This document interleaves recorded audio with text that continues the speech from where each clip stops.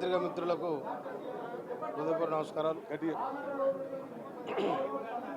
అధికారం పోయిందని హాంబావ మీద ప్రవర్తిస్తే ఈ ప్రజాస్వామ్య వ్యవస్థ ఒప్పుకోదన్న సంగతి మర్చిపోద్దు. అధికారం ఎవరు సొంతం కాదు.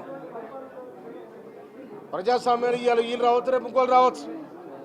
కానీ ఇవాళ ఒక దళితుడి మీద, ఒక ఎస్సీ క్యాండిడేట్ మీద స్పీకర్గా పెడితే, స్పీకర్గా నియమించబడి ఆ స్థానంలో ఉంటే మీరు ఓర్వలేని, ఆ స్థానానికి మేము సలాం కొట్టలేమని, ఆ స్థానానికి మేము గౌరవించాం అనే ఒక అహంకారంతో ఇవాళ మీ ప్రవర్తించిన విధానం, ఇవాళ మేము 21 సంవత్సరాలు 24 సంవత్సరాలని ఇది చెప్పుకొని మీరు ప్రజాస్వామ్య వ్యవస్థను, అసెంబ్లీ విధానాన్ని మీరు కాలు రాచిన విధానం ఇది.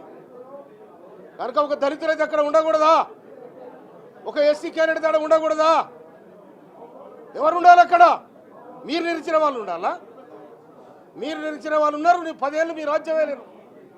10 ఏళ్ళ రాజ్యంలో మీరు ఎంత ప్రజాస్వామ్యాన్ని కూని చేశారు మీరు. కానీ ఇలా స్పీకర్ మీద కాగితాలు విశ్లేషుడు, అవమానం జరిగే విధంగా మాట్లాడడం, ఇది ఎంతవరకు సమంజసం? కనుక రాష్ట్ర ప్రజానికం మొత్తం చూస్తూ ఉన్నారు. మీ వెకిలి చేస్తారు, మీ జంగిలు చేస్తారు, మీరు చేసిన నాటకాలు ఇవన్నీ కూడా తెలంగాణ ప్రజానికం చూస్తూ ఉన్నారు. మీరు మీ సొంతం కాదు అసెంబ్లీకి ఒక విధి విధానాలు ఉన్నాయి.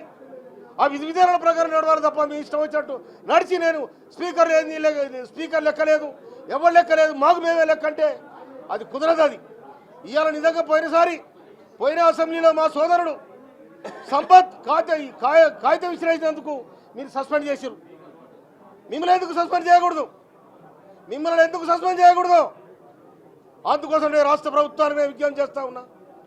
ఒక దళితుడిని, ఒక స్పీకర్, ఆ స్పీకర్ నువ్వు దళితుడు కూర్చోవద్దు ఆ స్థానంలో, ఓసీలు కూర్చోవద్దు, బీసీలు కూర్చోవద్దు, ఎవరైనా కూర్చోవచ్చు. కానీ ఆ సీటుకి ఇవ్వాల్సిన గౌరవం ఇవ్వాల్సిందే. అంతేగాని ఇవాళ దళితులు కూర్చున్నారు కదా మాకేదిలే అనుకుంటే మీ అహంకారానికి నిదర్శనం ఇది. కనుక మీ అహంకారము, మీ అహంభావము ఇక నడవదు. ఇది ప్రజాస్వామ్యంలో ఇవన్నీ ఏది నడవదు.